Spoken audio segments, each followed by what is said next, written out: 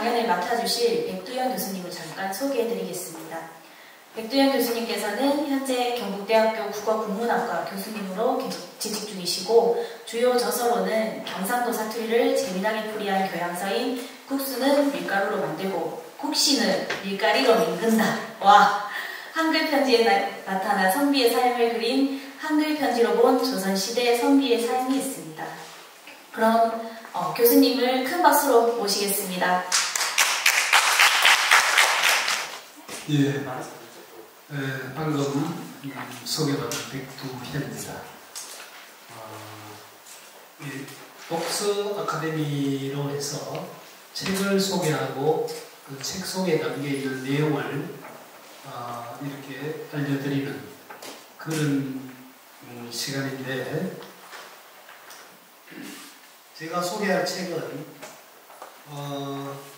여기에 나와 있는 노마 히데키라는 일본 동경에서 활동하고 계시는 언어학자이면서 한국어를 가르치고, 일본의 청년 대학생들에게 한국어를 가르치고 또 한국어를 연구하고 있는 그런 아주 원숙한 그런 학자이십니다. 이분이 쓴 책이 바로 이 책인데요. 이 책이 번역본입니다. 원래 이 책은 일본어로 먼저 번역이 되었습니다.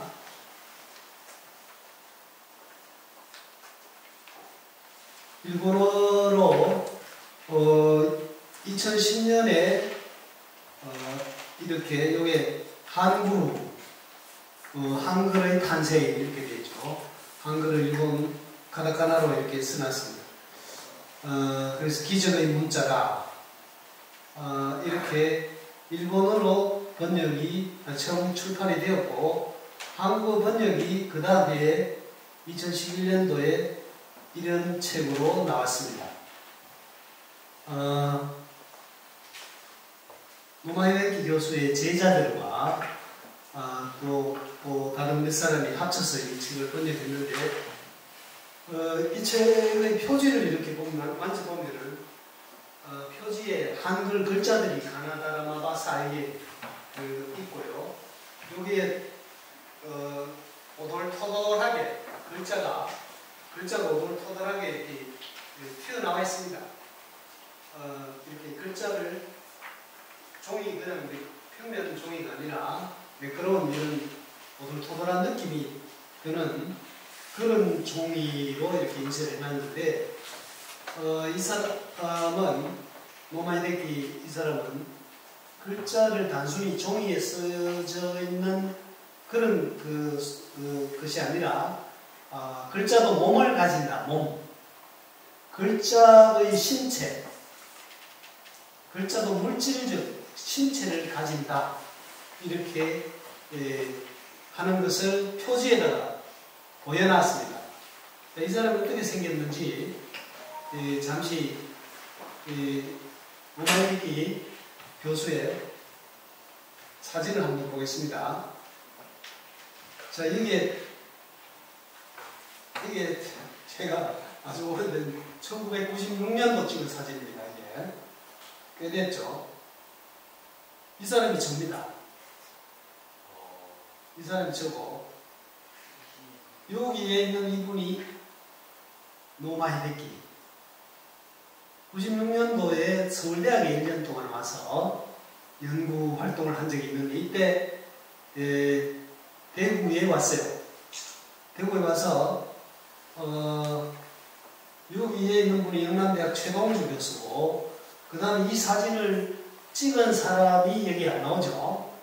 이 사진을 찍은 사람이 이때 영남대학에 계시는 김주원 교수였어요. 김주원 교수가 같이 갔어요. 네 사람이 같이 갔는데 사진을 찍었고, 김주원 교수는 영남대학 계시던 지금 서울대의학과 교수로 가 계십니다. 여기 장소가 어디쯤 돼 보입니까? 눈에 익숙하죠? 반구대, 울산의 그 반구대 암각화입니다. 이때가 겨울이었어요. 겨울이어서 여기 얼음이 꽝꽝 얼어서 우리가 이쪽 편에서 이렇게 건너갔죠. 얼음을 타고. 얼음 타고 건너가서 얼음 바닥에서 있는 겁니다. 이 가방이 누구 가방인지는 기억이 안 납니다.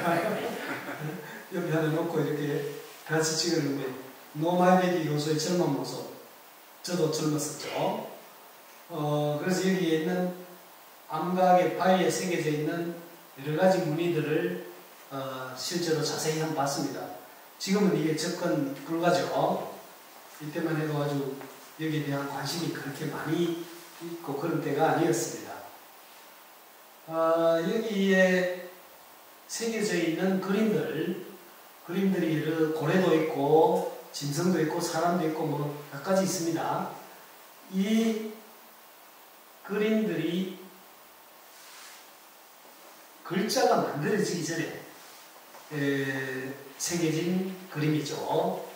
우리나라의 글자가 처음 중국 한자를 썼죠. 처음에는 중국 한자를 빌려와서 썼습니다.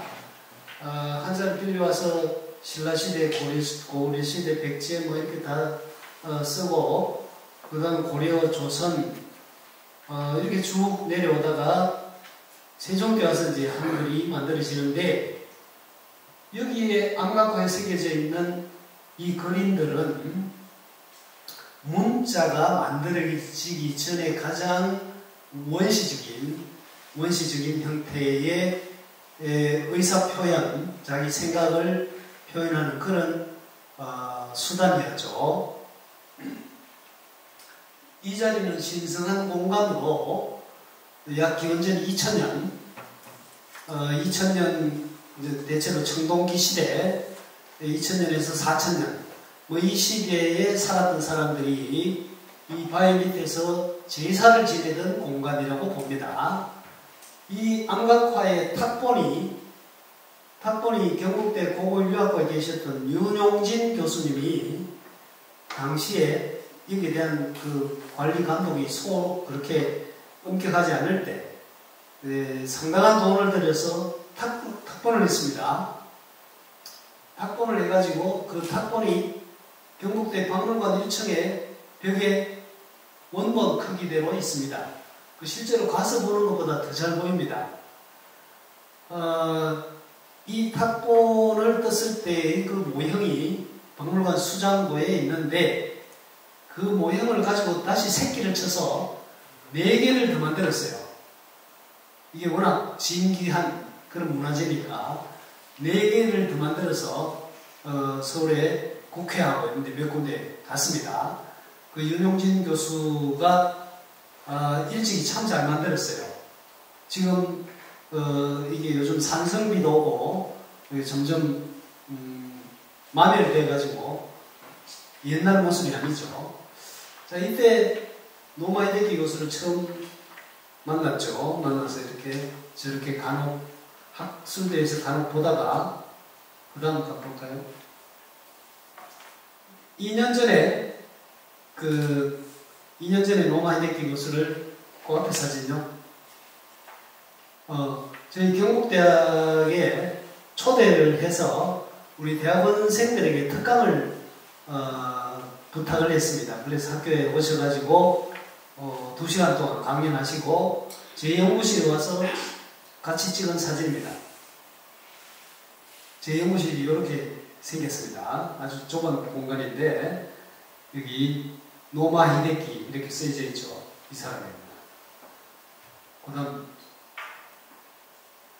이 사람이 나를 찍어준 사진이고요. 예, 아까 그걸로 돌아가겠습니다. 그래서 잠시 사람 얼굴을 한번 봐야지. 이 사람이 쓴 책에 대한 이해도 좀 더 낫고요. 좀 더 좋은 것은 그 사람을 한번 만나서 악수도 해보고 또 앉아서 대화도 해보고 그 다음에 그 사람 책을 보면 또 이해가 더 잘 됩니다. 그래서 제가 노마이데키 교수에게 편지를 써서 당신 책 이렇게 소개해 주는데 나한테 좀 고맙게 생각해라 이렇게 이야기를 했는데 내 마음 같아서는 당신 불러서 하고 싶지만 당신 너무 비싼 사람이어서 부르지는 못한다. 그런 이야기를 했습니다. 자, 이 책은 일본 사람이 훈민정음을 한글을 학문적으로 연구하고 또 한글에 대해서 상당히 깊이 있게 소개한 책으로 이 책이 나와서 아주 큰 인기를 끌었습니다. 일본에서 아주 큰 인기를 끌어서 일본에서 가장 큰 상인 아시아 태평양상 하는 그 상도 수상을 했어요. 그래서 이 책이 한국어로 번역이 되자 한국에서도 또 많은 독자들이 생기고 이것을 가지고 또 공부하는 사람도 많습니다. 한글에 대해서 한국의 학자들이 잘 보지 못했던 점들, 우리는 너무나 한글이 바로 옆에 있어가지고 너무 가까워서 멀리 떨어져서 볼 수 있는 이런 것들을 또 못 보는 경우들이 있죠. 그것을 이제 외국인 학자가 우리가 못 보는 것을 또 보아낸 그런 내용이 이 책에 적지 않게 있습니다. 자, 그래서 이 책이 나온 뒤에 이 책을 소개하는 관심을 많이 끌고 하니까 일본의 아사히 신문이라든지 여러 학술지에서 이 책을 특집으로 해서 책을 소개했어요. 책을 소개하고 했는데 이 중에서 가장 이제 권위 있는 서평이 오카야마 대학의 서지 세이지라는 교수가 이런 서평 속에 이런 말을 했습니다. 글 속에 있는 글을 이제 간추려 놓았습니다. 여기 보면 이런 말을 해놨습니다. 한글에 대한 저자의 넘쳐흐르는 정열과 사고로 가득 차 있으며 독자가 실증 내지 않고 읽어나가게 한다. 자, 실제로 이 책은 학문적으로 보기에는 조금 얕고 또 그냥 교양적으로 보기에는 또 아주 좀 깊고 그 중간쯤에 있습니다. 그래서 이 노마 선생이 한글이 존재한 기반을 질문을 하면서 언어 자체의 본질, 말이 가지고 있는 본질, 또 문자가 가지고 있는 본질, 이런 것들을 한글을 통해서 보여준 책이다. 이렇게 아주 높이 평가를 했습니다. 자, 이 책의 서문에 노마 본인이 쓴 글이 있습니다. 노마는 언어학자입니다. 기본적으로. 그래서 세계의 여러 언어에 대한 식견을 가지고 있고 또 문자에 대한 식견도 가지고 있어요. 그래서 이 사람은 언어를 다루니까 언어가 바로 말로 하는 언어, 그 다음에 글로 쓴 언어, 이 두 가지가 각각 언어가 존재하는 방식이다. 이렇게 말합니다. 지금 이 자리에 여기 앉아 계시는 바로 이 자리에 귀로는 지금 제 말을 듣잖아요. 귀로는 제 말을 듣고 그 다음 눈으로는 뭘 봅니까? 눈으로는 지금 여기에 써있는 글자들을 보죠. 바로 이 이야기입니다. 지금 말해진 언어, 그려진 언어 이렇게 말하니까 되게 어려운 것 같지만 바로 이 자리에서 일어나고 있는 바로 그겁니다. 말로 귀로 듣는 소리의 언어, 그 다음에 문자로서는 쓰여진 언어, 이 두 가지가 말이 존재하는 양식이다.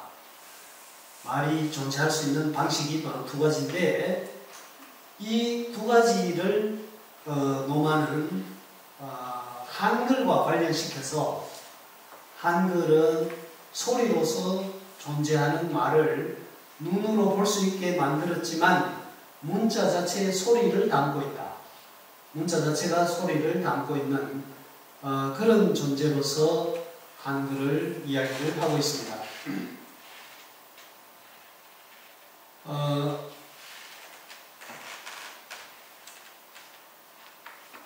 자, 이 서문에 있는 여러 가지 내용이 있는데 그 중에 이런 말이 있습니다. 문자를 만들었다고 해서 누구나 그것을 사용할 수 있는 게 아니다. 세종임금이 훈민정음을 만들었지만 그 당시에 그 한글을 실제로 사용한 사람은 극히 적었습니다. 또 문자가 있다고 해서 문장이나 텍스트가 성립하는 것이 아니다. 문장이 글이 되려면 문자가 글이 돼요. 문장은 글입니다. 그냥 단순하게 이렇게 좀 성숙해서 되는 게 아니라 목숨을 건 비약이 그 중간에 있어야 한다. 자, 말이 좀 어려운 것 같은데요.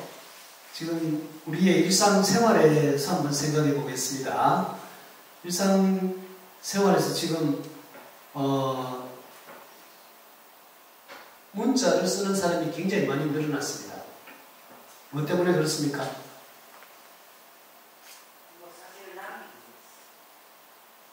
예, 말로 하면 없어지고 또 자기가 뭔가 자기 이야기를 하고 싶죠. 글로써, 그죠? 근데 그거를 글로 쓸 수 있는 게 쉽지가 않죠. 글로 쓰는 게 쉽지 않은데 요즘 상당히 쉬워졌어. 전화기 때문에.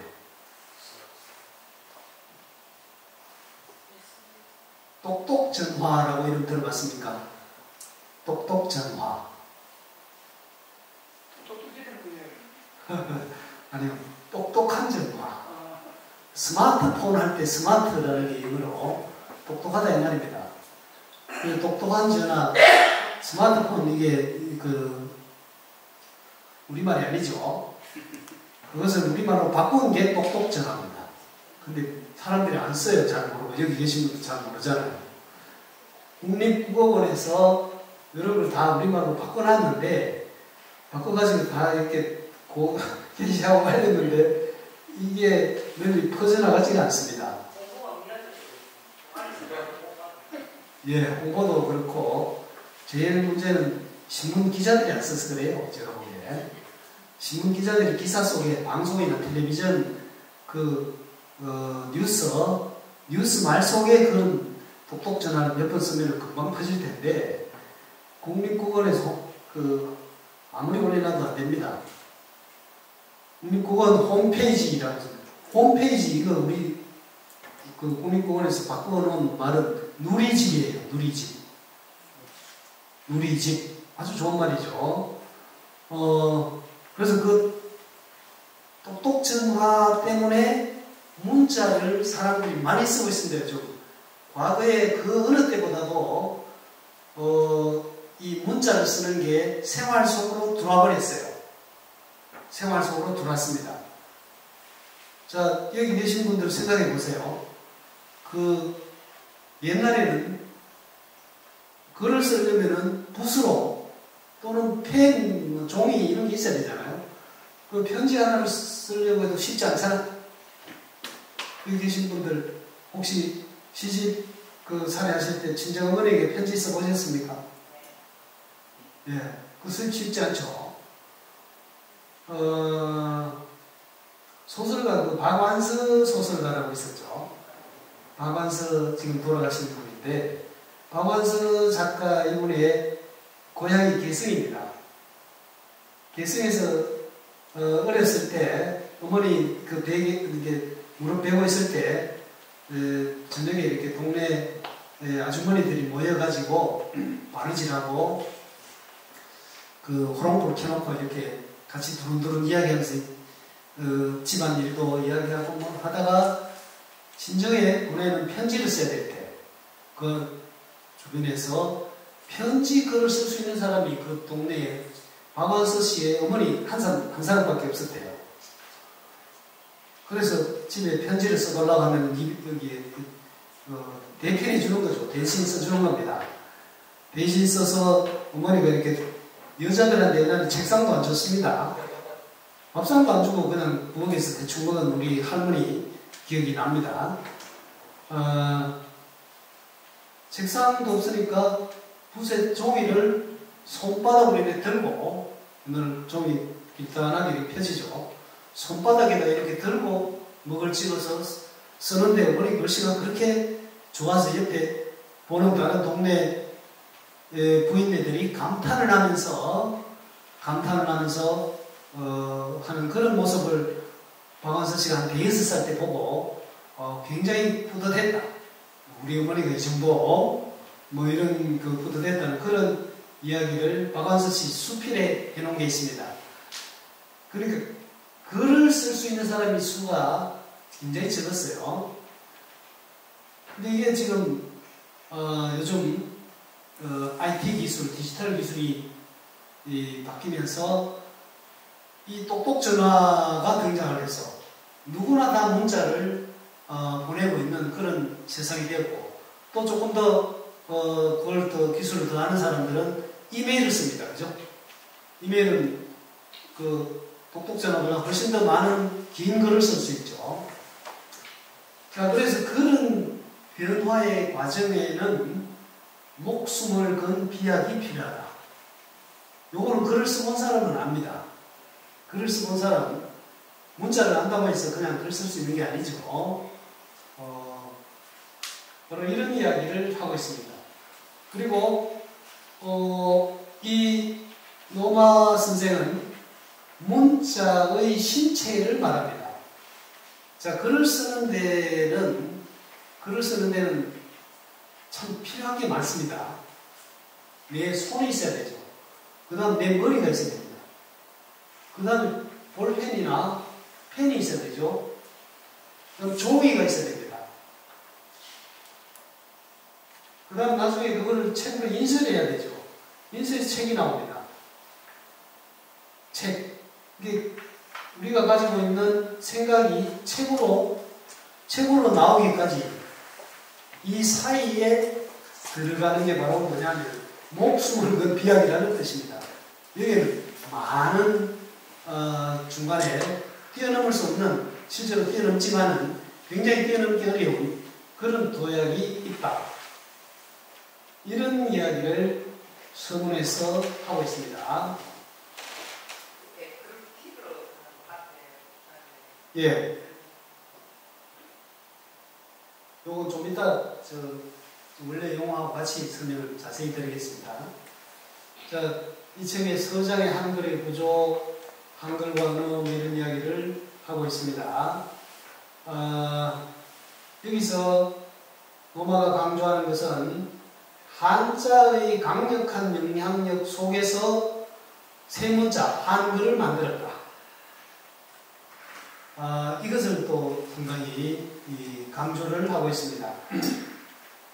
한글이 나오기 전에는 한문을 혼독했습니다.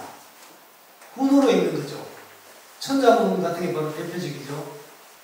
하늘 천자를 써놓고 이걸 하늘 천, 그 다음에 따지, 이렇게 읽는 게 혼독이에요. 우리말로 읽습니다.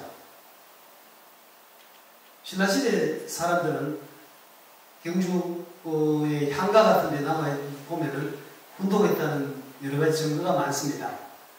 일본은 지금도 혼독을 하죠. 일본 사람들은 매산자 이렇게 써놓고, 매산자 우리는 산으로만 읽잖아요. 그러나 신라시대 때는 매산자 써놓고 매라고 읽었습니다. 매. 산으로 읽으면 소리로 읽는 거고요. 매산이니까 매라고 읽으면 혼으로 읽는 거예요. 일본 사람들은 산이라고 써놓고 야마라고 읽어요. 야마. 산을 야마라고 하죠.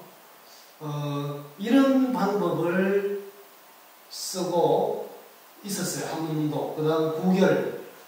이런 것들을 쓰고 있었는데, 이런 환경 속에서 한문의, 한자의 강력한 영향, 그것을 극복하고 뛰어넘어서 훈민정음 한글을 만들었다라는 데 대해서 노마는 아주 감탄을 합니다. 그거는 감탄할 만합니다. 한문이 모든 것의 전부 다가 한문이었는데, 아는 것은 다 한문으로 써져 있고, 문자를 아는 사람들은 문자 하면은 다 한자 한문이었습니다. 그런 상황에서 한글이 만들어졌다는 거죠.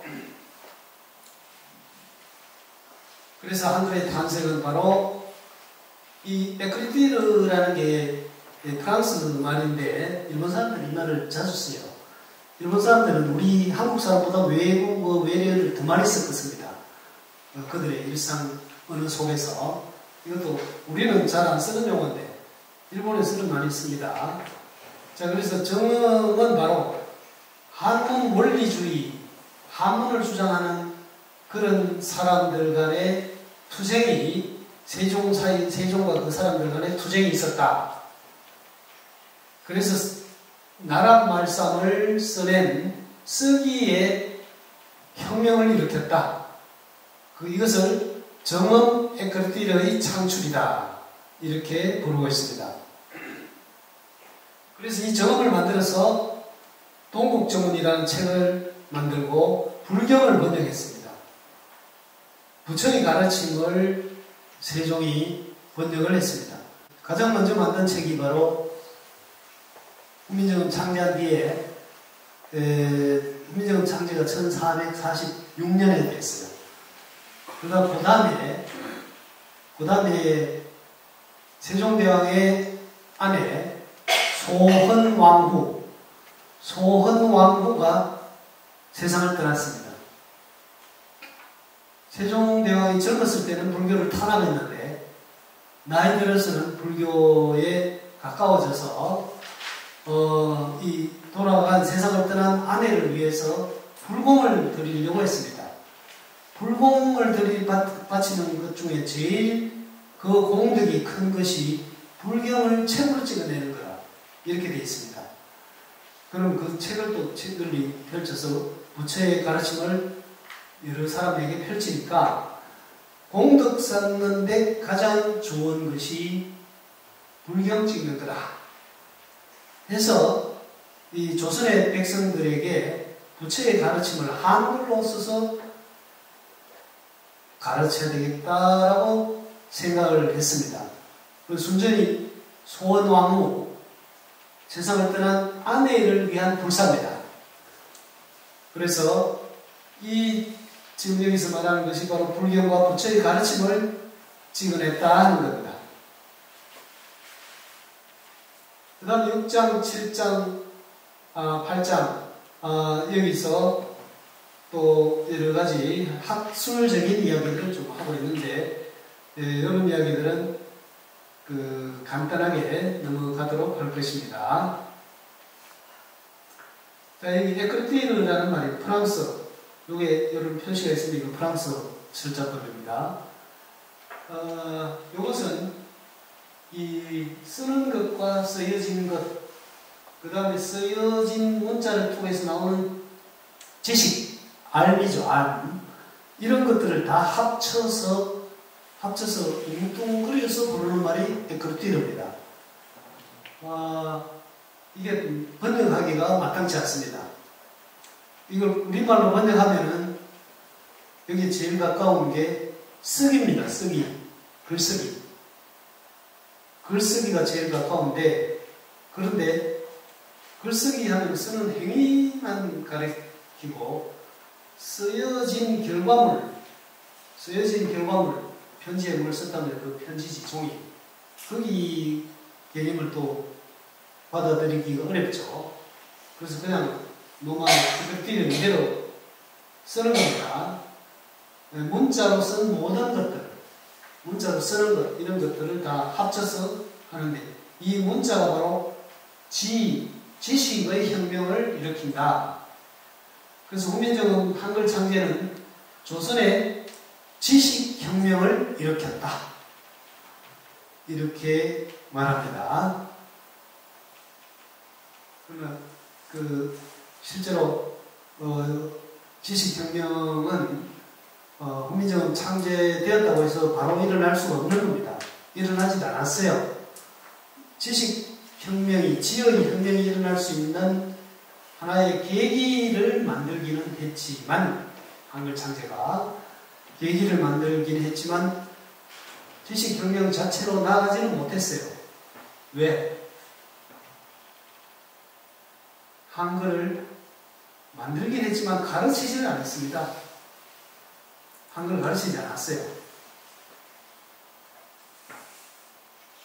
제가 이 한글 교육을 어떻게 했는지, 한글 교육을 어떻게 했는지를 쭉 전체적으로 연구를 해본 적이 있는데, 한글을 이게 정부에서 나서가지고 한글 교육을 시작한 것은 가보개혁 이후입니다. 가보개혁 1894년이죠. 국민정음 창제 1443년, 반포 1446년. 얼마나 거리가 뭡니까? 그죠?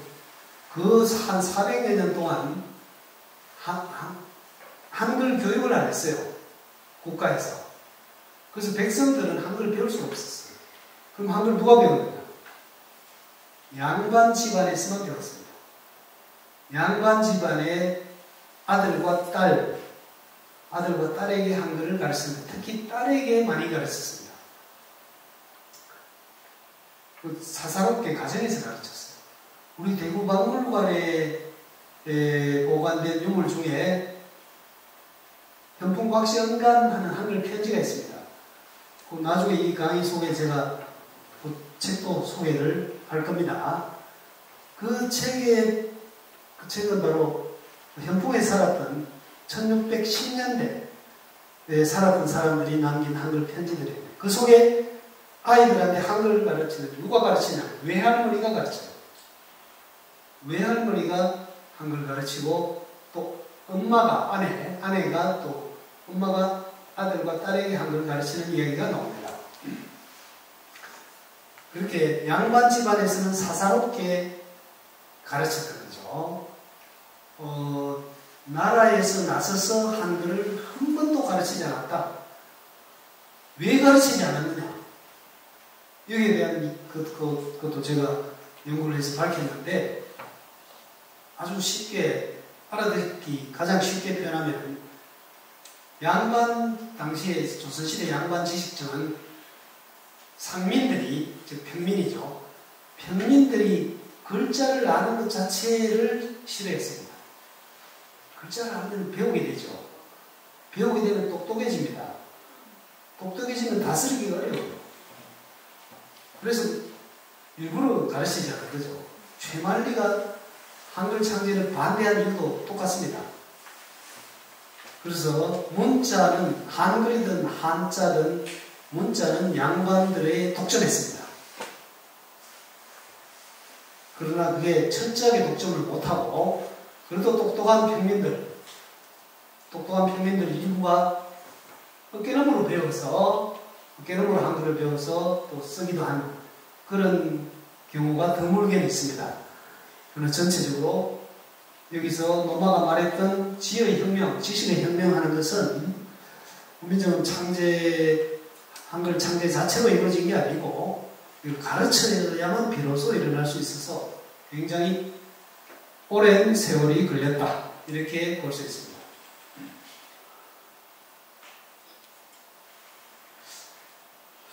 요 이야기는 좀 약간 학술적 어려운 내용들이 있는데,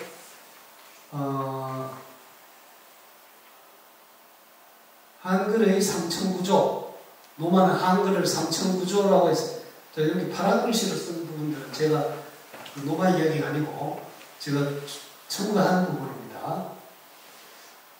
이 한글의 삼천구조를 이야기하는데요, 나중에 그림이 나오는, 요 발음을 배웁니다. 한글의 삼천구조를 노마는 이렇게 그렸습니다. 우리가 글로 쓸 때 이렇게 쓰죠, 지금. 그죠? 밤이 왔다 하면 이렇게 씁니다. 그 다음 이것을 소리 나는 대로 적으면 밤이가 됩니다. 그 다음 글자 하나하나를 떼어서 적으면 비읍, 아, 미읍, 이가 됩니다. 이거를 어물론의 평면, 음절 구조론의 평면, 형태물론의 평면 이렇게 했는데, 이거 언어학에서 다루는 용어들입니다. 제일 밑에는 소리 나는 대로 하는 것, 글자 하나하나 떼가지고 요거는 음절 단위로 소리 나는 대로. 그래서 음절 구조.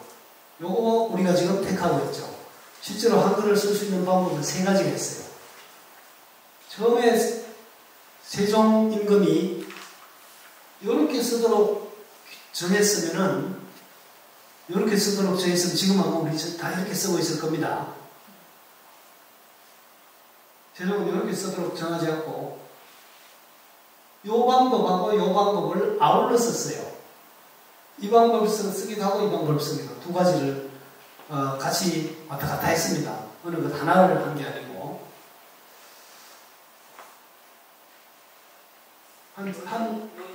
예.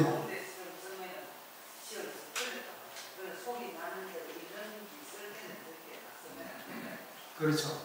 그 왜 그러냐면은 한글 맞춤법 하는 법 때문에 그런 거예요. 한글 맞춤법이라는 그 이름이 법이 달려 있는데 실제 법은 아닙니다.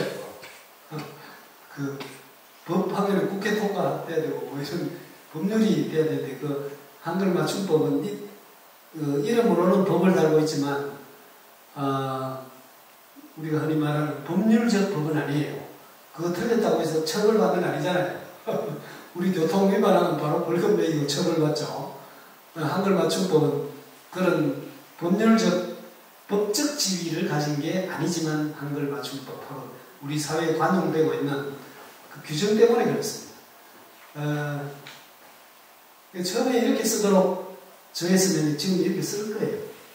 실제로 최연배 선생 같은 분이 한 5, 60년 전에 타자기, 여기 계신 분들 타자기 경험해봤죠? 타자기로 글씨, 한글 글씨 치면 글자 모양도 이상하고 속도도 느리고 불편하기 짝이 없습니다.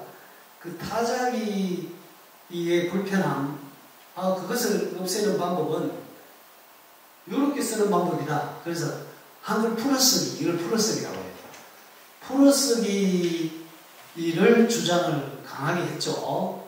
실제로 이걸 이 방법을 방안까지 만들어가지고 막 헛되고 했는데 이 전통이 워낙 오래된 것이어서 바꿀 수가 없었습니다. 지금 영어 알파벳은 이렇게 쓰는 겁니다.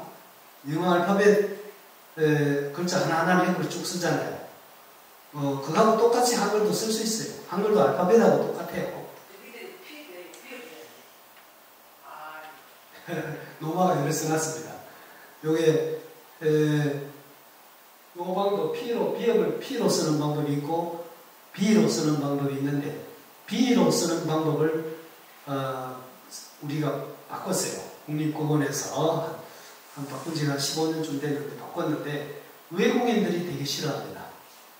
한국 사람들한테만 우리는 이미 익숙해진 방법이 있어. 지금 미국의 학자들 이렇게 이 방법 그대로 씁니다. 우리는 대구 할 때 대구에 D자로 쓰잖아요. 저는 T자로 썼어요. T자로 썼는데 지금 대구 D자로 바꿨는데 그 외국 사람들 T자 그대로 쓰지 D로 안 쓰는 사람들이 많습니다. 학자들이 그 거부해요. 외국 학자들이. 이미 그 미국의 학자들이 만들어 놓은 방식이 있어요. 맥킨라이 샤워 방식 하는 게 있습니다. 로마자 미국 학자들이 만든 방법이 있으니까 그건 이미 자기들한테 익숙한 거죠. 익숙한 게 있으니까 한국에서 한국 정부가 새로 만들었다고 해도 우리는 안 따라면 그만이면 어떻게 해볼 수 없어요. 좀 써줘라고 이제 자꾸 부탁하는 수밖에 없습니다.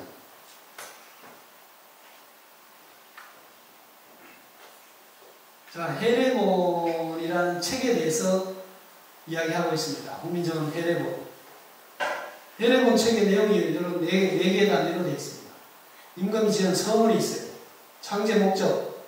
나라 말씀이 중국에 달아 어리석은 백성이 많은 그 고등학교 때 배운 그 서문입니다. 세종이 직접 지은 글이죠. 요 예의도 직접 지은 글. 요 두 가지는 세종이 지은 글이고 그 다음 밑에 요 3번과 4번은 집현전 학자들이 지은 겁니다. 요거 다 묶어가지고 국민정음 해례본이라는 책 속에 들어있습니다. 요것을 서울의 그 간송미술관에 가지고 있고 유일본에 하나 있고 2007년인가 8년에 상주본이라고 해서 하나 나왔는데 배모라는 사람이 갖고 안 내놓고 있죠. 자기 것이다 하면서 참 안타까운 일이죠. 보고 싶은데 볼 수가 없습니다. 제가 보기에 그 책은 골동적 가치는 있는데 학술적 가치는 별로 없습니다. 그래서 우리 연구자들은 그 책이 있으나 없으나 별로 신경 안 씁니다. 있으면 가서 한 번 더 보게 되겠지만 그거 없어도 훈민정음 연구하는데 아무런 지장이 없어요. 그래서 그걸 뭐 1000억, 뭐 1조 이런 이야기 하고 있는데 참 우리가 보기에는 참 저게 어떻게 저러지 이상하게 생각하고 있습니다.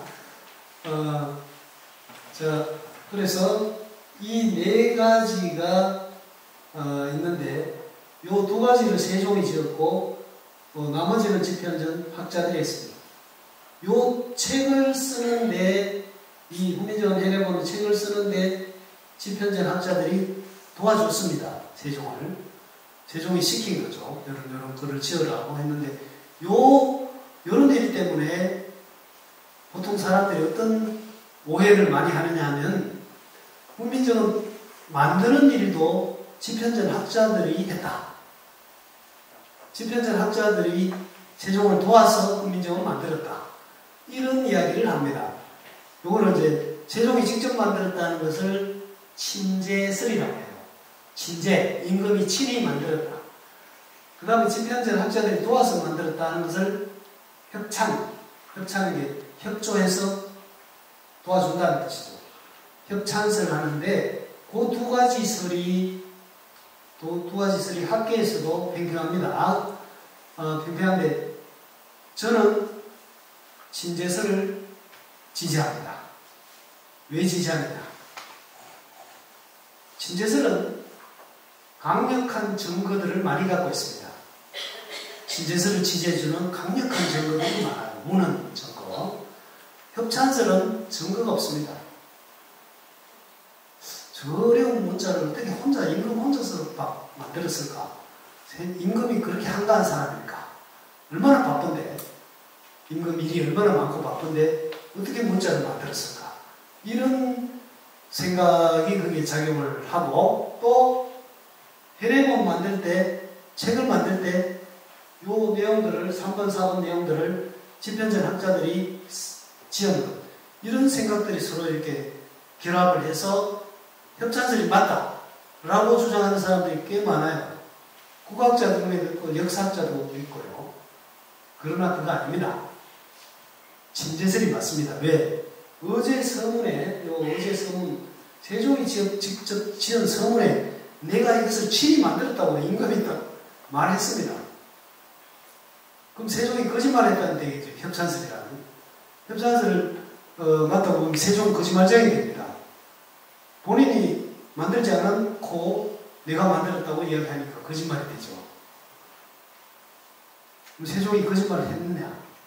자기가 안 한 것을 했다고 했느냐? 그거 아닙니다. 세종 때 나온 많은 책들, 세종은 정말 많은 책들 했죠. 그런 많은 책들 다 신하들 시켜서 했죠. 홍곡정원도 신하들 시켜서 했어요. 그 많은 책들 중에 친제라는 이름을 달고 있는 건 하나도 없습니다. 본인이 아는 것은 친제라는 말을 안 써요. 세종은 친제라고 했고 조선왕조실록에 세종실록에 거기에 보면은 또 역시 신하들이 기록해둔 그 역사 기록에 이달에 훈민정음이 이루어졌다. 이달에 훈민정음을 친제했다라는 친제로 딱 나옵니다. 그래서 실록은 임금이 돌아가시고 난 뒤에 편찬합니다.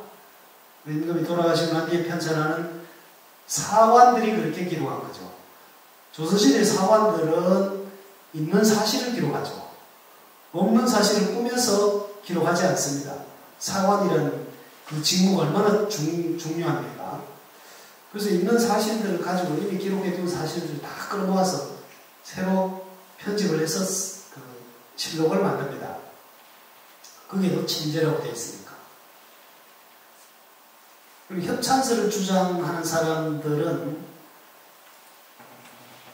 이 세종어제 서문을 거짓말로 간주한 셈이 되고, 그 다음에 세종실록에 나와 있는 기록을 또 거짓말로 간주해야 됩니다. 그건 거짓말인가? 라고 따져보려면 아마 거기에 대한 답을 하기 어렵습니다. 그리고 친제설이 맞음에도 불구하고 여러 이야기가 많다. 이것이 왜 그런가? 임금이 어떻게 이 바쁜데 그런 일을 할까? 세종은 말년에 모든 정무를 세자한테 다 넘겼어요. 세자한테 다 넘기고 정무에서 해방됩니다. 해방되어서 초수 온천에도 가고 약수터에도 가고 약수터에 가서 몇 달 동안 머물고 오고 이러죠. 그렇게 여유 있는 그 시간에 국민정음이 만들어집니다. 또 굉장히 많은 학문을 쌓은 학자이고 독서에서 세종을 따라갈 만한 학자들이 없습니다. 집현전 학자들 그때 신숙주 28세, 성삼문 27세 젊은 청년 학자들이죠. 문자 창제할 만한 그런 능력이 있었을까요? 27애들에 어렵죠. 자, 이런 이야기를 여기다가 보탤 수가 있습니다. 바로 이 책입니다.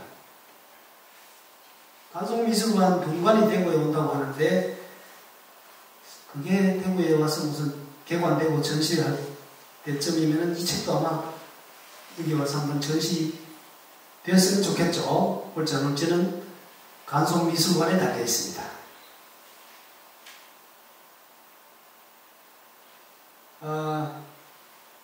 우리가 한글이라고 부르고 있지만 이 이름의 변천이 정엄, 언문, 구문, 한글 요 네 가지로 많이 쓰였습니다. 지금 우리가 이렇게 쓰고 있죠. 원래는 정엄이었습니다. 국민정엄할 때 국민은 앞에 모이는 꾸민말이에요. 정엄이 문자 이름입니다. 노마 선생도 문자 이름을 정엄이라고 쓰고 있습니다. 언문은 세종 당시부터 썼어요. 이거는 속칭으로 썼다고 봅니다. 언문은 낮잡아 보는 말로 쓴 게 아닙니다.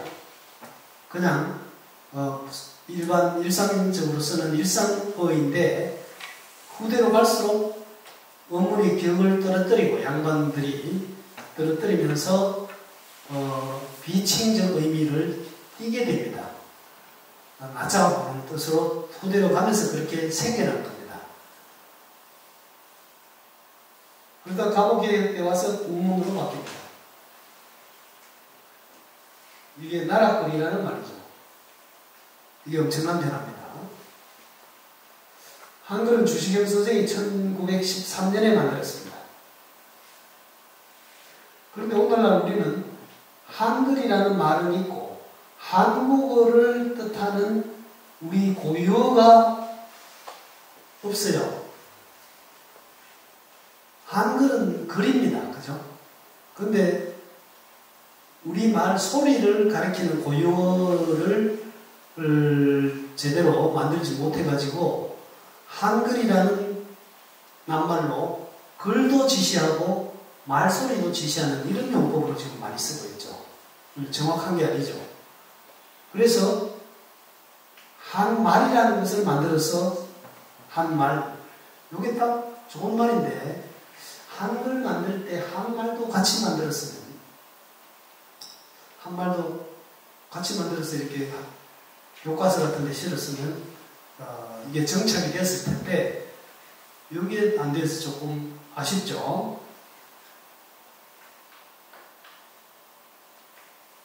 자, 1장부터 이제 노마가 여러 가지 이야기를 시작을 합니다.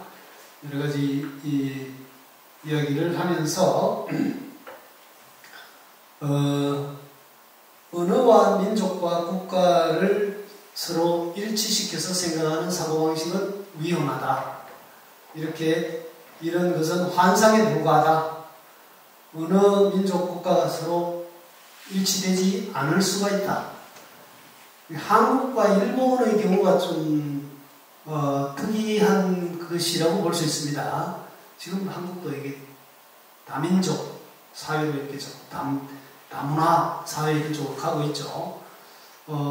순수한 단일 민족은 세계 어디에도 없습니다. 한국도 마찬가지입니다. 그러나 이 한 국가 안에서 하나의 언어만 쓰이니까 우리는 어느 민족 국가가 일치된다는 이런 착각을 하고 있습니다. 그러나 이런 것들은 환상일 뿐 실제 우리의 현실은 그렇지 않다 라는 이야기를 하고 있습니다.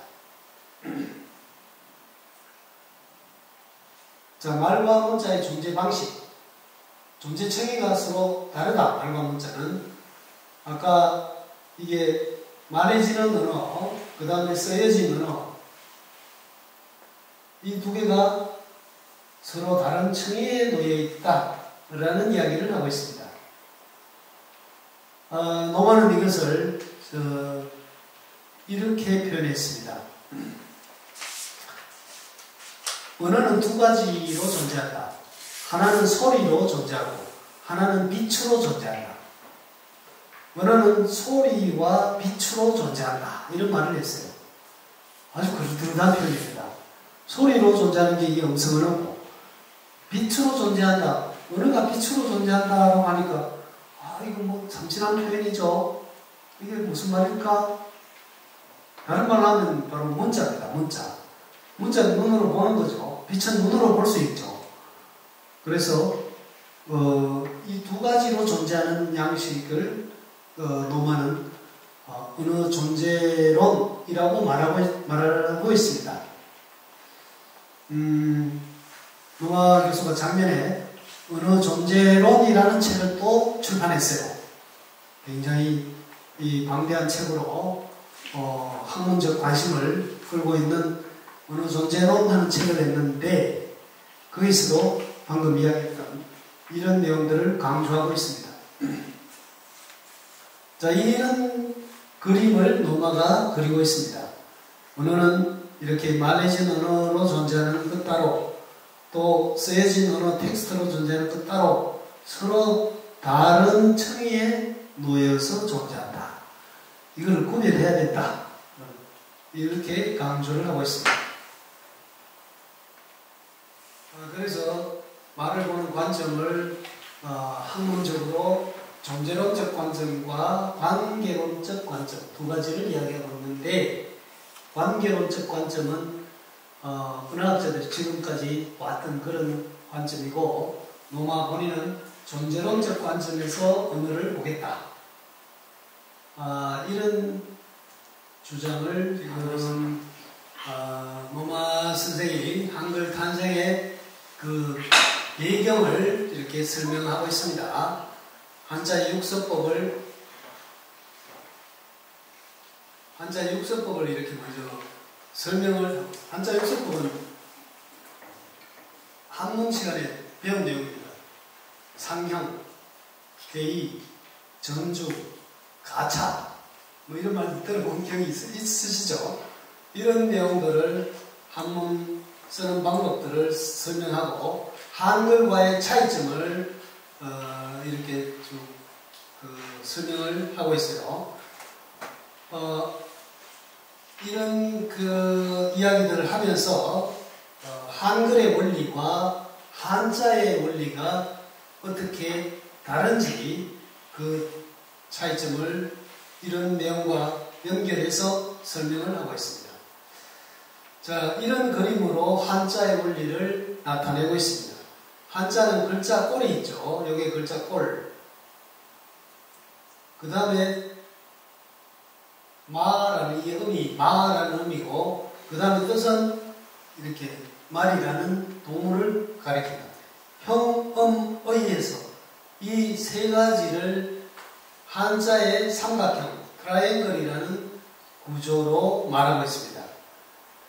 요거의 글자의 꼴, 자형이고 그 다음에 이걸 소리로 읽는 것이고 뜻이 있죠. 이 한자의 세 가지 요소를 한글에서 우리가 한글이 만들어지기 전에 훈독법이라든지 이런 걸로 읽었다. 이렇게 음으로 읽는 것을 음독법. 자, 자, 대구라고 한자를 써놓고 이것을 우리가 대구 이렇게 발음하면 음독법이 됩니다. 음독법이 되고, 자, 대구라고 써놓고 대자가 큰 대자를 한자라고 한들 이렇게 읽는다면 만약 대구를 한들하고 이렇게 하면 이것은 혼독이 됩니다. 뜻을 가지고 이용한 혼독이 되죠. 제가 살고 있는 제가 상인동에 살고 있는데 상인동 옆에 대곡동이 있어요. 대곡동은 원래 동네 이름이 한실입니다. 한실. 네, 대곡 대자 한 크다는 한. 그 다음에 곡자 골짜기 곡자 이게 실입니다. 그러니까 한실을 하는 게 이게 혼독법이에요. 한자로 대곡 써놓고 읽을 때 한실을 하고 있어요. 일본 사람들이 지금 이렇게 있는데 이게 바로 의를 가지고 있는 거죠. 대곡이라고 읽으면은 요거는 음독이 되고 국민적 없을 때 바로 한자를 이용해서 이런 식으로 이제 표기를 했는데 일본에서는 지금도 여전히 이런 방법을 쓰고 있다. 일본에 오쿠리카나 하는 게 있는데 읽어서 훈으로 읽고 일본어 조사를 첨가해 읽는 방식이 있습니다. 자, 이걸 요무라고 읽어요. 독자를 써놓고 이걸 요로 읽죠. 요무. 이 독을 요로 훈으로 읽고 무 하는 것은 이제 뒤에 첨가한 일본어입니다. 이걸 오쿠리카나라고 부르는데 이 방법은 삼국 유사에 실려있는 향가를 쓰는 방법과 똑같아요. 향가 서동료에 보면은 선화공주님은 맛둥방을 밤에 몰래 안고 가라. 이렇게 되어 있거든요. 밤을 이렇게 적어놨어요. 야음. 밤을 이렇게 적으면은 신라향가가 됩니다. 야하는 게 밤이죠. 하는 게 미음자가 됩니다. 미음. 이걸 야음이라고 읽으면은 음독이 되고요. 이걸 밤이라고 읽으면은 혼독이 되는 거죠. 혼독이 돼서. 이런 방식이, 신라에 있었던 방식이 일본으로 전파되어서 일본의 오쿠리카나를 생성한 것으로 보고 있습니다. 일본 학자들도 이걸 오랫동안 인정하지 않고 있다가, 최근에 와서는 이제 인정한 학자들이 상당히 많이 늘고 있습니다. 자, 일본의 혼독법, 독특한 것들이 지금도 있고요. 우리는 혼독법을 다 이제 거의 안 쓰고 버렸죠. 자, 한글이 없을 때, 우리 조상들이 한글이 없을 때 우리말로 한문을 어떻게 번역했느냐. 그것을 보여주는 자료가 여기 보이는 구역 인왕경 하는 불경입니다. 인왕경 중에서도 이걸 신역이 아니고 구역이다. 옛날에 번역한 거. 이게 고려시대 때 겁니다. 13세기 고려시대 때. 이게 한문이죠. 부처님의 이야기를 이렇게 쓰는 이 한문 속에 여기에 이런 글자들이 사이사이에 끼어있죠. 사이사이에 끼어있는 여기에 바로 구결자입니다. 요 끼어있는 것을 다 이렇게 입력해서 보면 이런 식으로 표기가 됩니다. 여기에 있는 요 글자들이 우리말을 나타냅니다. 이게 기역자 모양으로 써있는데 조사, 은는 할 때 은을 가리킵니다. 바사니광, 은이랍니다. 바로, 이게 바로 적자죠. 바로 할 때 요 글자가 오를 나타내요. 오. 바로 할 때 오. 이게 오라고 적어놓고 이걸 바로라고 읽었던 거죠. 아까 일본의 요무 읽는 거하고 똑같죠. 그죠? 이런 방식으로 우리 말을 이용해서 한문을 번역했어요. 한글이 없는데도 우리말은 그때도 역시 존재했던 거죠. 말은 고려나 신라나 똑같은 지금 한국어죠. 문자가 없었습니다. 금방에서 바로 질문이 네. 옆에 구역이나 구역에 구역에 목판을 같이 새겨진 건지 아니면 옆에 표시 이렇게 글씨로 새긴 거예요? 요거는 지금 사진으로 보니까 표시가 안 나는데 붓으로 쓰는 거예요. 붓으로. 요거는 목판본이고 목판으로 새겨서 인쇄를 하고 그 다음에 그 책을 가지고 공부하죠. 스님들이 쓰는 고려시대 스님들이 보고 우리말로 풀이해서 내용을 이해하기 위해서 토를 담습니다. 토. 요 읽는 방법대로 읽으면은 다 번역문이 되어버려요. 여기서 제일 특이하게 여기 있는 까만 점 이런 겁니다. 요 점. 이렇게 표시했죠. 요 점이 나오면 앞으로 돌아가서 읽어야 돼요. 앞으로, 요게 나오면 앞으로 요걸 읽습니다. 요 빨간색으로 표시하는 거, 나중에 돌아가면서 읽는 거죠. 그래서 읽는 순서도 요걸 가지고 나타내고, 돌아가서 읽는 것은 또 왼쪽에 씁니다. 오른쪽에 그걸 먼저 다 읽고, 요게 까만 점이 있으면 돌아가서 왼쪽에 있는 걸 읽어요, 요거를. 그 다음 여기 내려가다 여기 또 까만 점 거꾸로 돌아가라 하면 돌아간 바로 위에 있는 요걸 읽고요. 바로 위에 있는 입체적인 구조입니다. 입체적인 읽기. 기가 막힌 독법이에요. 이런 방법을 고려 시대 사람들이 만들어내는데 이 방법 누가 만들었을까? 모릅니다. 설총이 만들었을까? 설총이 사서삼경을 다 당시에 신라말로 다 번역했다 이렇게 되어 있습니다. 신라말로 번역하면 어순을 다 바꿔야 되죠. 설총도 이런 방법을 알고 있었다고 생각이 됩니다. 이런 방법이 이제 불경에 적용이 되고 하지 않았을까? 자, 이와 같은 것이 한국어 번역사에서 중요한 자료이고, 후면적은 창제 이전에 우리나라 사람들이 어떤 식으로 문자를 가지고 우리말을 이해했는지 그 중요한 증거가 되죠. 그래서 이게 이 고려시대 언어를 연구하는데 아주 좋은 자료가 됩니다. 자, 그래서 정원 탄생 이전, 한글 탄생 이전에 한국의 문자 사용이 바로 구결자가 그 약체자입니다. 한자의 획을 줄여서 쓴 글자예요. 일본어의 가타카나, 히라카나가 다 그렇게 나온 겁니다. 한자의 획을 줄여서 쓴 거죠. 그래서 이런 것들을 통해서 구결, 이두, 향찰 이런 것들을 통해서 우리말을 표기했던 것이죠. 굉장히 불편한 방법입니다, 이거. 아는 사람도 숫자도 적고, 성녀들이 주로 이 방법을 많이 해요. 성녀들의 학문적 계통이 있죠. 서성, 제자, 이 관계에서 이런 독법들을 가르치고 배웠어요. 자, 훈독법의 본질을 노마 교수가 이야기를 하는데, 아까 봤듯이 오르내리죠. 갔다가 다시 올라가고 내려오고 하는 입체적 구조를 가지고 있다. 우리가 그냥 쭉 하나의 선을 따라 직선으로 이렇게 쓰는 것이 아니라 오르내리면서 읽는 그런 쓰기, 읽기 활동이 이루어진다. 그리고 여기서 각필이라는 것도 있는데요. 하는 경우는 뿔각자를 써요. 아까 앞에서 봤던 구역인환경에는 붓으로 썼죠. 각필은 날카로운 뾰족한 것으로 불경에다 그냥 점을 꾹꾹 찍는 거예요. 눌러가지고. 자세히 보지 않으면 안 보입니다. 그 종이에 약간의 요철이 생깁니다. 그리고 그 점을 꾹꾹 눌러가지고 토시를 표기합니다. 아까 은는 같은 자리 한자의 위치에 따라 토시가 달라져요.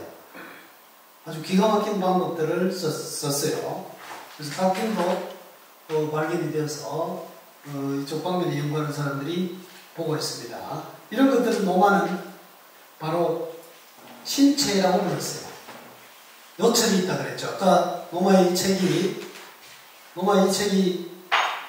맨 앞에 만져보면은 글자들이 올록볼록한 요철이 있습니다.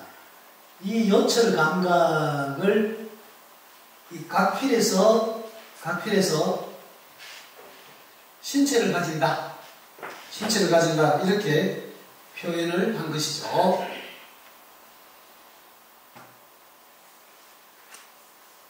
자, 이 제3장부터 이제 이 사람이 책에 본론이 들어가는데, 문자를 만든 작업 과정, 한글 창제의 과정, 이런 것들을 이렇게 첫 단계부터 차례대로 쭉 설명을 하고 있습니다. 요 설명은 노마가 이렇게 질서정연하게 설명을 한 것은 아니고 제가 이렇게 정리를 해본 겁니다. 정리를 하면서 훈민정음 한글 만들 때 맨 먼저 당시에 조선어를 분석을 하고 소리에 자음 글자는 몇 개고 모음 글자는 몇 개고 이런 그 개수를 파악해야 되죠. 그 다음 거기에 맞는 글자를 만드는 이런 과정을 차례대로 단계적으로 이렇게 정리를 해본 것입니다. 자, 여기에 나오는 내용도 건너뛰도록 하겠습니다. 내용들이 조금 학문적으로 좀 어려운 것들이 있습니다. 자, 그래서 이것을 전체적으로 요약하면 바로 이 부분입니다. 글자 꼴을 만든 전체적인 원리가 훈민정음 해례본의 정음 28자, 정음 28자 28글자는 각상 기형이 이제제라. 각각 그 모양을 본떠서 만들었다. 그래서 요 상자와 요 형자는 상형, 요걸 빼면 상형이 되죠. 상형은 한자 육서법의 원리의 제일 첫 번째가 상형입니다. 한자 육서법에 나오는 첫 번째 원리, 그 상형의 원리를 세종이 한글을 만들면서 그 용어를 그대로 가져온 게 아니고 변형해서 바꾸어서 적용을 했습니다. 그 상형을 한 원리가 이 밑에 이렇게 해례본에 보면 다 설명이 나와 있습니다. 발음기관을 상형한 혀의 움직임, 그 다음에 천지인 삼재를 상형하는 이런 원리가 설명이 되어 있습니다. 이걸 그림으로 나타내면 이렇게 기역자는 혀가 목구멍을 막는 모양을 본뜬 것이라. 아까 한문으로 해례본에 한문으로 되어 있는 걸 이걸 번역한 겁니다. 이대로. 해례본에서 기역은 혀가 목구멍을 막는 모양을 본뜬 것이다. 혀가 이렇게 뒤로 돌아가서 여기를 막는다는 거죠.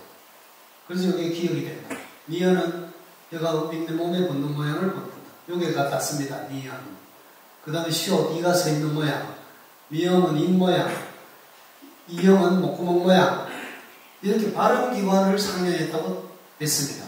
상형의 원리가 이런 식으로 다르게 적용이 되고, 모음은 아래아는 혀가 움츠러들고 소리가 깊다. 이렇게 음가를 하나하나 정확하게 설명을 했습니다. 자, 그래서 초성제자의 원리가 이렇게 정리가 됩니다. 이건 제가 쓴 글에서 훈민정음에 관한 논문을 쓰면서 만드는 표입니다. 노마의 책에서 가져온 글은 아니고요. 자, 그래서 이런 아주 치밀한 원리, 상형의 원리와 합성의 원리, 이런 것들이 아주 체계적으로, 조직적으로 적용이 되었습니다.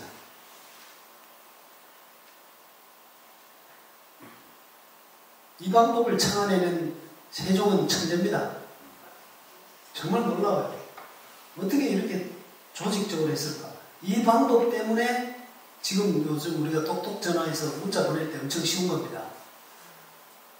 이 한글의 과학적 원리가 가장 위대한 힘을 발휘하는 게 바로 이 폰입니다. 똑똑 전화, 디지털 기술하고 정말 잘 어울려요. 이렇게 조직적으로 해서 글자들을 만드는 방법을 창안해냈죠. 어디에도 없습니다. 자, 이 중성 모음자는 바로 동그라미 아래 하늘을 상징하고 사람이 서 있는 모양, 땅이 평평한 모양, 이걸 삼재라고 불러요. 천지인. 삼재사상입니다. 삼재사상은 성리학에 써있고 주역에도 있습니다. 그리고 동양의 전통적 삼재사상을 글자 만드는 데다가 끌어와서 이용을 했죠. 그 다음 중성제자 원리, 종성을 따로 안 만들고 초성을 가져와서 그냥 썼어요. 이것도 아주 놀랄만한 선택이죠. 그래서 결과는 전체 글자 수를 크게 줄여서 28개 글자로 모든 것이 다 된 것은 받침 글자를 따로 만들지 않았기 때문이다. 받침 글자 따로 만들었으면 받침에 들어가는 글자 10개만 해도 38개가 되죠. 바로 이런 판단을 누가 했느냐. 이 부분은 좀 학문적으로 좀 애매한 데가 있습니다. 세종은 모든 초성을 종성에다 받침에다가 다 쓰려고 했어요. 그럼 받침에 숫자는 많아지지만 글자는 더 늘어나지는 않습니다. 왜냐하면 초성을 그냥 갖다 쓰기 때문에. 그래서 이런 판단을 한 사람도 역시 세종이다. 이렇게 봅니다.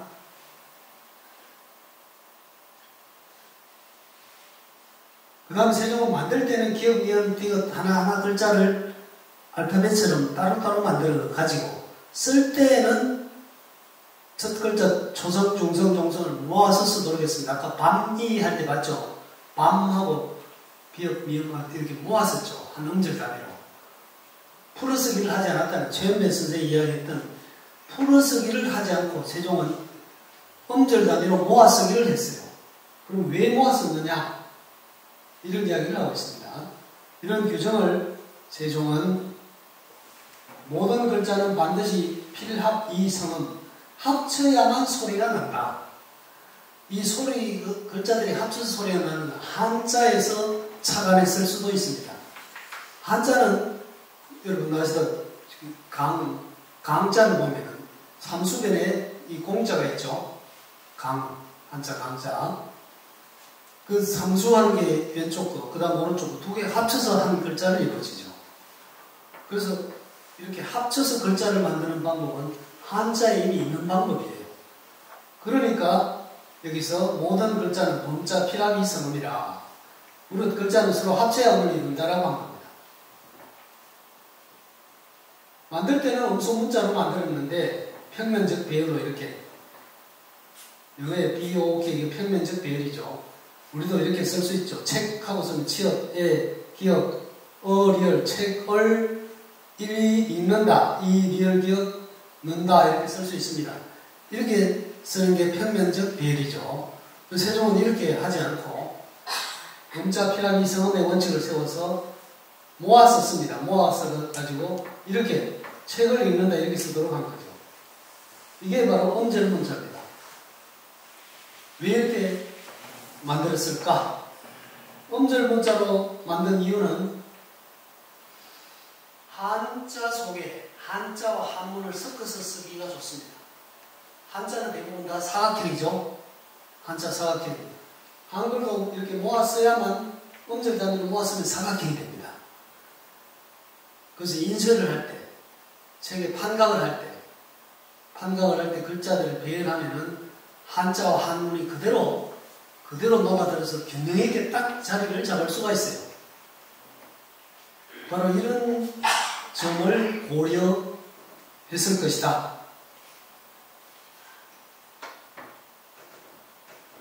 자, 사본법이라는 말을 노마가 씁니다. 이것도 우리 국내학자들이 착안하지 못했던 용어인데 노마가 이 용어를 만들어서 아주 멋진 그런 학문적 용어라고 생각이 됩니다. 이 사본법이 뭐냐? 그림이 요겁니다. 한 음절은 4개 단위로 표현한다. 요게 초성, 중성, 그 다음에 중성. 그래서 모아쓰기 할 때 초, 중, 종성, 요걸 삼본법이라고 합니다. 우리 국내학자들은 다음 절 삼본법 이야기만 했는데, 노마는 요게 찍힌 점, 요거는 소리가 길고 높은 것을 나타냅니다. 말, 지금도 우리가 말하면 길고 높죠. 요걸 상성이라고 불렀어요. 평성, 거성, 상성, 입성 하는 상성을 동그란 점으로 이렇게 찍어서 표현을 했습니다. 요거까지 넣으면 바로 4분법 시스템이 된다. 맞죠? 정확한 이야기입니다. 그래서 한글은 4분법 시스템을 가지고 소리의 높낮이까지 표기한 장치를 만들었다. 이런 문자는 지구상에 어디에도 없다. 이런 이야기를 하고 있습니다. 소리 높낮이까지 거기다 표기하는 건 없습니다. 영어 알파벳 없잖아요. 액센트 표기 없잖아요. 액센트 영어 그 사전 찾아보면 액센트 표기가 되어 있죠. 그냥 쓸 때는 없습니다. 그죠? 근데 이 방법을 세종은 만들어서 표기를 했는데 이게 오래 안 갑니다. 오래 안 가고 16세기 한 150년쯤 지나면은 이 옆에 찍는 점들이 다 없어져요. 다 없어집니다. 17세기 문헌에 가면 없어요.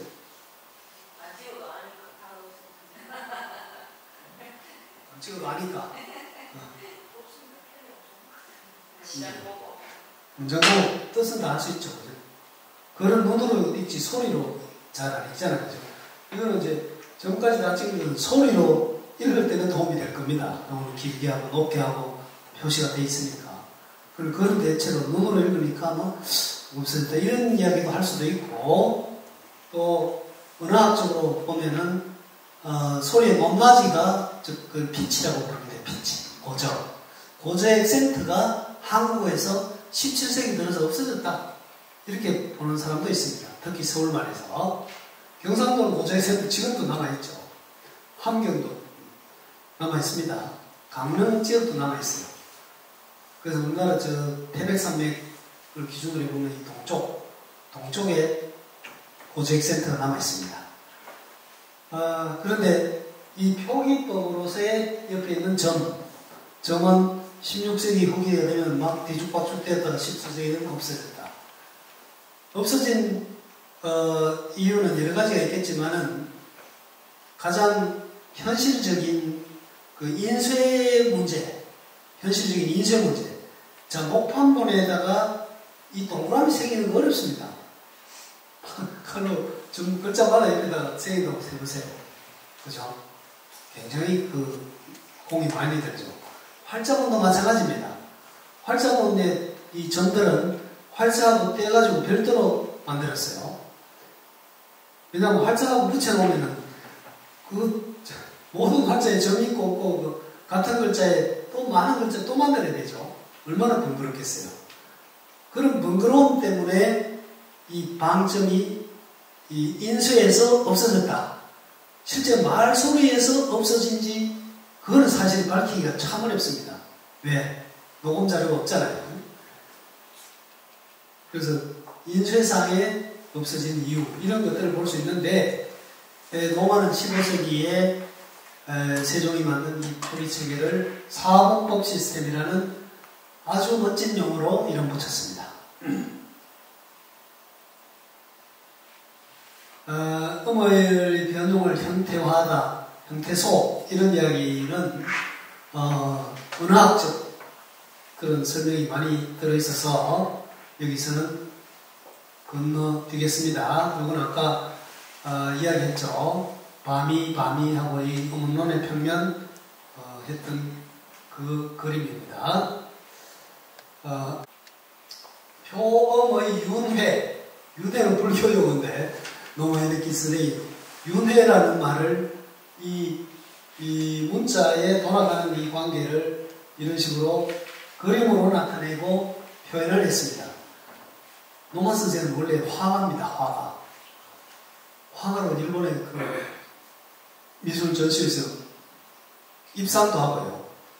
입상도 화가 활동을 하다가 한글에 관심을 가지고 한국어 공부를 시작했어요. 시작해서 아주 대가가 되었죠. 아주 경력 보면 독특한 분입니다. 지난 1월달에 제가 일본 동경대학에 오구라 신베이, 우리가 소창진평 이렇게 부르는 오구라 신베이 문고 보러 가서 책을 보고 저녁에 틈을 내서 노마 히데키 교수를 만났어요.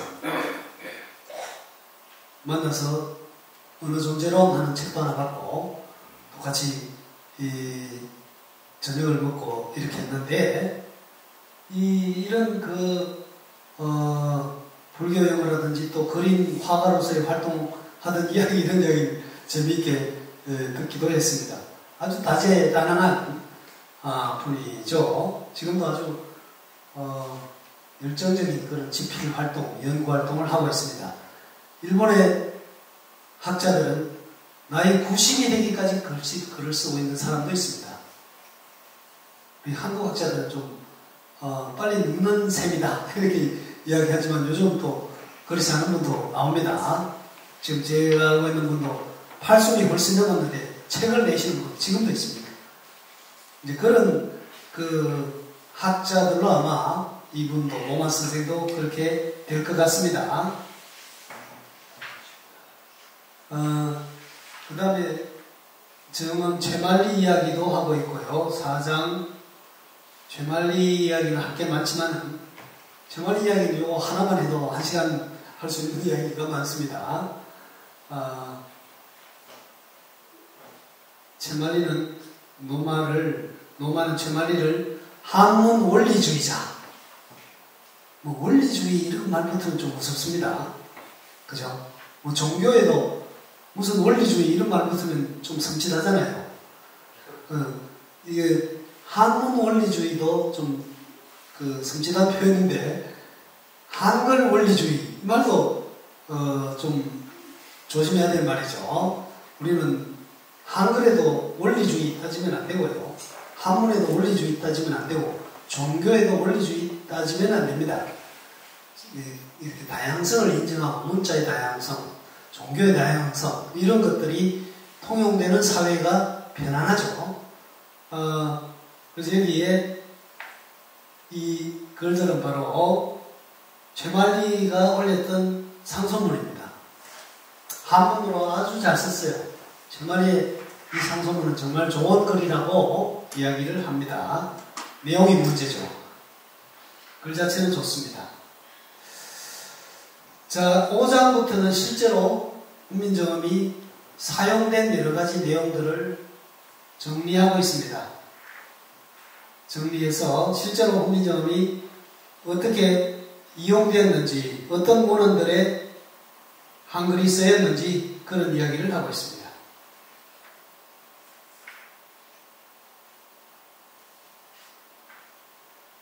그 다음에 6장에서 마지막 마무리를 하고 있습니다. 여기에서 바로 앞에서 했던 촉감이 있는 텍스트, 질량이 있는 문자, 촉감, 질량, 속도를 갖고 있는 문자, 문자가 속도를 가지고 있다. 이 말은 잘 이해가 처음에는 잘 안 됐는데 이분이 화가구나 하는 걸 알고 느꼈습니다. 화가는 붓으로 글을 쓰죠. 아까 글 쓸 때 붓으로 쓰잖아요. 붓으로 쓸 때 그 속도감이 있습니다. 붓질을 할 때의 속도감. 그 속에 문자가 구현되니까 문자를 속도로 표현했다. 이렇게 볼 수 있습니다.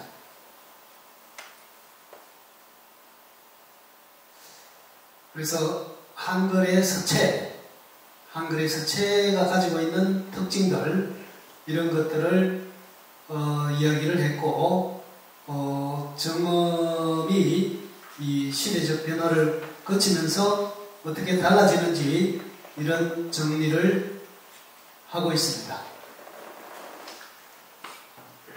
그래서 현대에 와서 이제 컴퓨터의 등장, 자판 배열 문제, 이런 것들이 그 한글의 이 실제 사용에서 많은 변화를 만들어냈다. 그래서 결국 마지막에 종작에서 이 한글은 보편을 향해 나아가는 계기를 만들었다. 보편적 지식, 보편의 세계로 나아가는 그런 문자가 바로 한글이다. 그래서 한글의 탄생은 문자의 탄생이자 지식을 구성하는 원자의 탄생이고 에크리띠르의 혁명이다.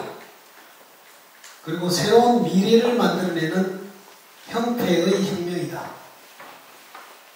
이런 이야기를 하고 있습니다. 마지막으로 제가 이분이 지은 노래를 하나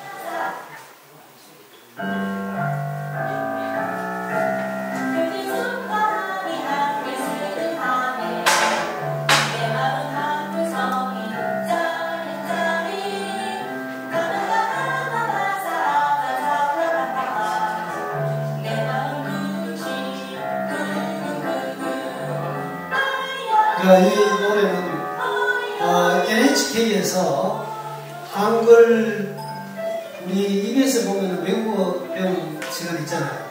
그것에서 NHK에서 한글 배우는 그 시간을 할 때 그 프로그램 강수를 노마 히데키 교수가 했는데 그 시작할 때마다 이 음악이 나오는데 이 한글 배우는 즐거움을 노마 히데키 선생님이 직접 곡과 가사를 써가지고 이게 방송에 나왔던 노래입니다.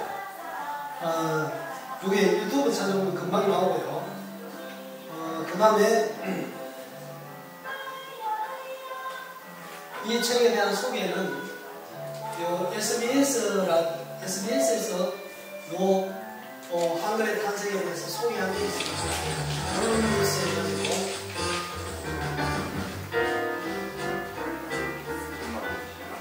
안녕하세요. 책을 좋아하는 분들로 북적북적한 골라드는 뉴스룸은 주말 책방 북적북적입니다. 저는 언제나처럼 문화과학부 조지영 기자입니다. 오늘도 북적북적을 들어주신 청취자 여러분 감사합니다. 추석은 잘 보내셨어요? 지난주 북적북적에서 제가 처음으로 소설을 읽었죠. 무모의 명성에 누가 되지는 않았을까. 요거 찾아보면은 저는 집에서 모니터하면서 얼굴이 빨개지고 손발이 막 노마히데키 책에 요점들을 이 아나운서가 읽으면서 소개하는 그런 지금 방송이 한 20분 정도 이어집니다. 지금 이제 시간 관계상 여기서 다 지금 들을 수는 없겠고요. 나중에 기회 있으면은 골라 듣는 뉴스 아니면 노마히데키 SBS 이렇게 치면은 이 방송을 들어볼 수가 있습니다.